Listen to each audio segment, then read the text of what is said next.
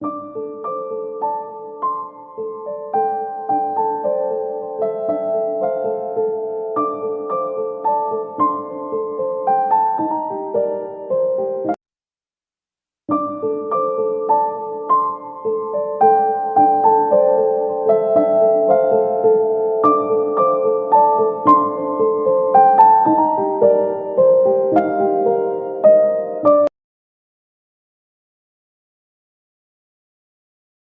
बिल्कुल नहीं, नॉर्मलाइजेशन को लेकर सपोर्ट करने का तो कोई तुक ही नहीं बनता ना, बनता ही नहीं है, जरूरत ही नहीं है। सही गलत की बात सिविल सर्विसेज के लिए करनी ही नहीं है, यहां जरूरत ही नहीं है, एक लाइन बात खत्म।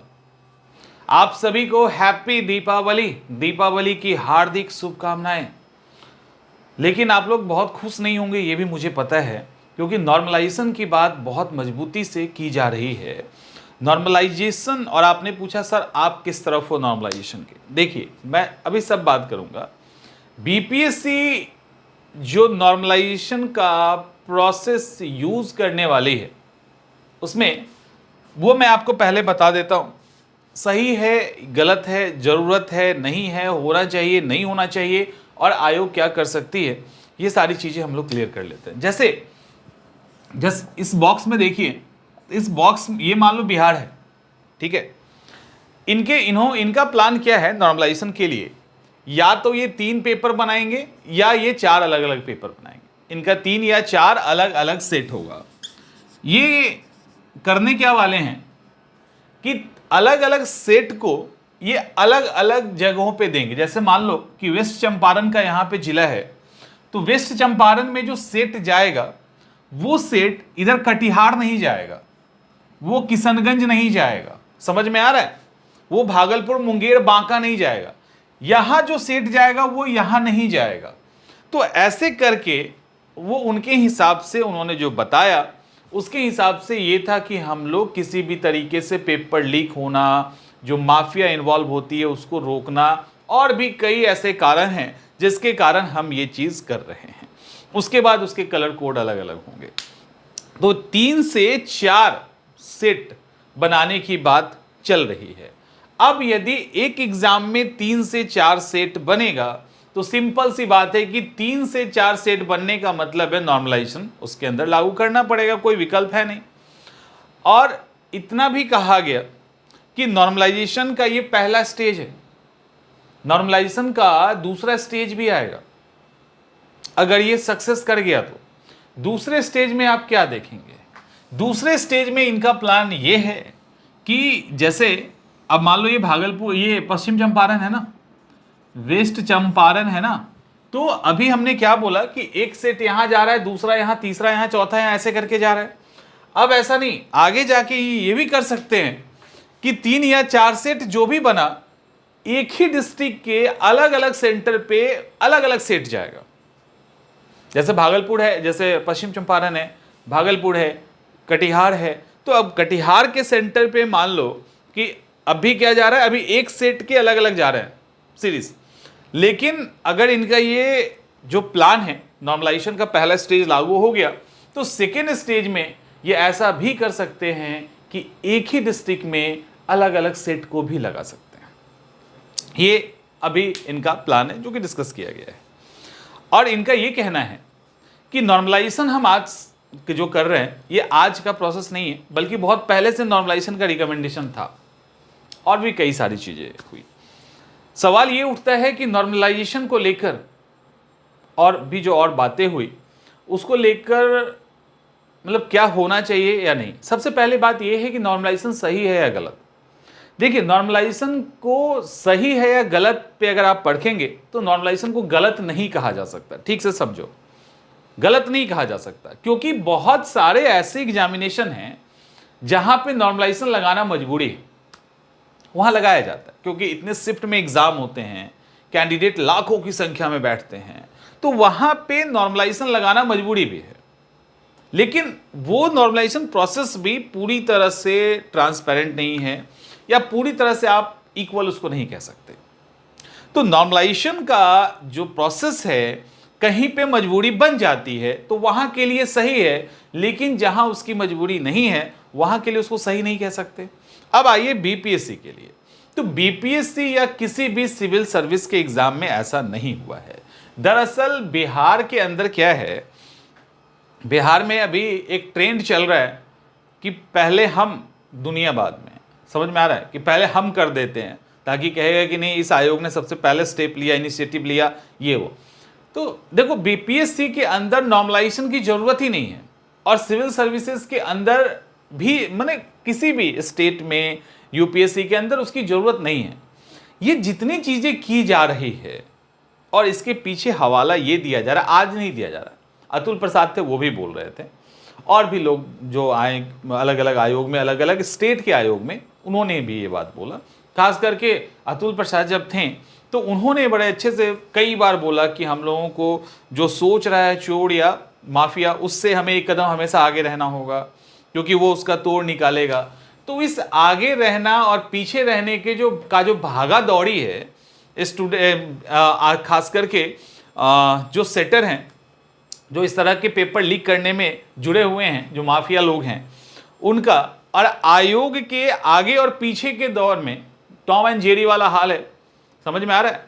टॉम एंड जेरी का हाल है। तो टॉम एंड जेरी के हाल में हम लोग कार्टून अगर टीवी पे देखते तो मुस्कुराते हैं, लेकिन इस टॉम एंड जेरी के चक्कर में ऐसे ऐसे इंप्लीमेंटेशन लाया जाए जिससे सिर्फ और सिर्फ स्टूडेंट परेशान हो, तो इसका कोई बहुत लॉजिक नहीं लगता है। तो नॉर्मलाइजेशन के फेवर में सिविल सर्विसेज के लिए नहीं हुआ जा सकता है कभी भी, और इसको मुझे ये लगता है कि अनावश्यक रूप से लाने की बात हो रही है। अब सवाल है, क्योंकि इतना कोशिश, आयोग जो इतनी कोशिश कर रही है, आयोग के द्वारा कितना एफर्ट किया जा रहा है, अलग अलग 3-4 सेट, फिर उसके सीरीज बनेंगे, अब उसके बाद नॉर्मलाइजेशन के अंदर जाना, इतना सारा जब किया ही जा रहा है तो इतना ही तो करना है कि जो प्रिंटिंग प्रेस है, एक सेट जाएगा या जहां से भी आप प्रिंट करवा रहे हो उसी को करना, तो उसी को सारी रिस्पॉन्सिबिलिटी तो उसी को आप दे रहे हो। तो जब आप सारी रिस्पॉन्सिबिलिटी उसी को दे रहे हैं, क्योंकि अगर कोई भी पेपर लीक या कुछ भी होता है तो उसके लिए प्रिंटिंग प्रेस वाला जिम्मेवार होगा, तो जो भी है वो हो रहा है, जैमर लग रहा है। तो हम अगर थोड़ी सी सिक्योरिटी को और थोड़ी और इस तरह के प्रोसेस को मजबूत कर दें तो आयोग के लिए भी चीज़ें आसान हो जाएगी और स्टूडेंट के लिए भी आसान हो जाएगी। वैसे देखो, वैसे ओवरऑल चेंजेस करने की बात हमेशा से होती रही है। नॉर्मलाइजेशन की बात पिछले साल 2 शिफ्ट के एग्जाम के कारण हुआ था, अब तो लग नहीं रहा कि 2 शिफ्ट में एग्जाम होगा, अब तो शिफ्ट एक ही है। लेकिन ये अगर पेपर ही चेंज कर देते हैं, पेपर का पूरा सेट ही बदल जाता है, फिर उसके अंदर सीरीज आएगी, तब तो नॉर्मलाइजेशन लगाना मजबूरी हो जाएगा, और जिसकी जरूरत दिख नहीं रही है सिविल सर्विसेज के एग्जाम में खास करके। तो यहां पे नॉर्मलाइजेशन का कोई तुक ही नहीं बन रहा, कोई तुक नहीं बन रहा। ठीक है, तो मीटिंग में ऐसा हुआ कि बिल्कुल एक बड़े टीचर्स के ग्रुप ने अगेंस्ट में और एग्रेसिव होकर भी इसका विरोध किया है, ऐसा नहीं है। तो इसका रिजल्ट ये हुआ कि स्टार्टिंग में जो चेयरमैन साहब कह रहे थे कि नॉर्मलाइजेशन लागू होगा, नॉर्मलाइजेशन लागू होगा, तो लास्ट में उन्होंने एंड करते हुए ये कहा कि ठीक है, इसीलिए तो हम लोग विचार कर रहे हैं ना, अभी समझ में आ रहा है, इसीलिए बहुत अच्छे से हम लोग विचार कर रहे हैं, और 15 तारीख को हम लोग आएंगे, हम लोग की मीटिंग होगी, स्टूडेंट्स भी रहेंगे, और वहाँ पे हम बताएंगे कैसे क्या करना है, राय लिया जाएगा, जो भी है चीज़ें की जाएंगी, उसके बाद हम लोग इस पर आगे बढ़ेंगे। देखो ये सारी चीज़ें तो की गई। अब 15 तारीख को मीटिंग है, जिसमें जो दारो मदार है वो एक्चुअली स्टूडेंट्स पे है।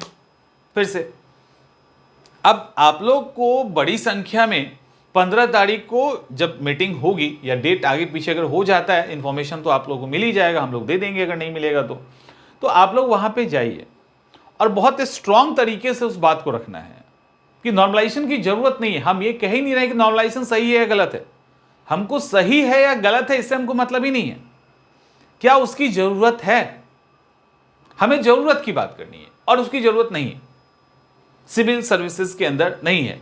और इतना टैंट्रम और इतना तामझाम जो किया जा रहा है, उससे कम टैंट्रम और तामझाम में एक अच्छे से एग्जाम कंडक्ट करवाया जा सकता है। इससे कम में यूपीएससी एग्जाम ले रही है ना, ऐसा तो है नहीं कि यूपीएससी एग्जाम कंडक्ट नहीं करवा रही है और कभी पेपर लीक का मुद्दा नहीं आया सामने। तो ऐसा नहीं कि नहीं कराओ, अदर ऐसा थोड़ी है कि यूपी में पेपर लीक हो गया, झारखंड में हो गया, तो सारे स्टेट में ही पेपर लीक हो रहे हैं। तो और स्टेट के पेपर कैसे कंडक्ट करवाए जाते हैं उसको भी तो स्टडी किया जा सकता है, उसके मैकेनिज्म को भी तो देखा जा सकता है कि आप कैसे करवाते हो कि आपका पेपर लीक नहीं होता। पे हमेशा तो न्यूज में नहीं आता कि सारे पीसीएस के पेपर लीक हो गए, तो वो भी जरूरी है। तो इन पे जो नॉर्मलाइजेशन पे ज्यादा जोर दिया गया है, इसका कोई तुक नहीं बनता। सिर्फ फिर से हम कहेंगे जरूरत क्या है ये हमें देखनी है, सही गलत हमें नहीं जाना उसमें।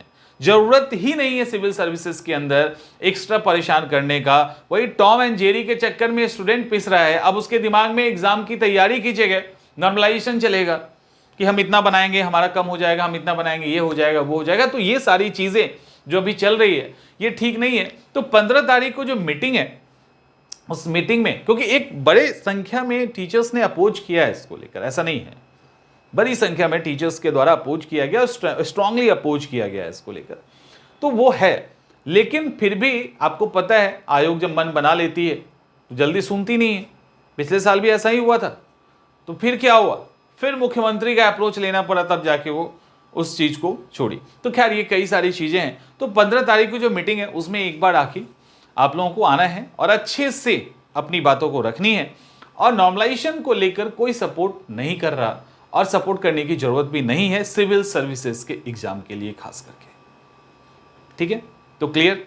और मेरा स्टैंड तो बिल्कुल नहीं, नॉर्मलाइजेशन को लेकर सपोर्ट करने का तो कोई तुक ही नहीं बनता ना, बनता ही नहीं है, जरूरत ही नहीं है। सही गलत की मैंने बात की थी, मैंने सपोर्ट की बात नहीं की थी, ये ध्यान रखिएगा। तो सही गलत की बात सिविल सर्विसेज के लिए करनी ही नहीं है, यहां जरूरत ही नहीं है, एक लाइन बात खत्म। मिलते हैं हम लोग नेक्स्ट सेशन में।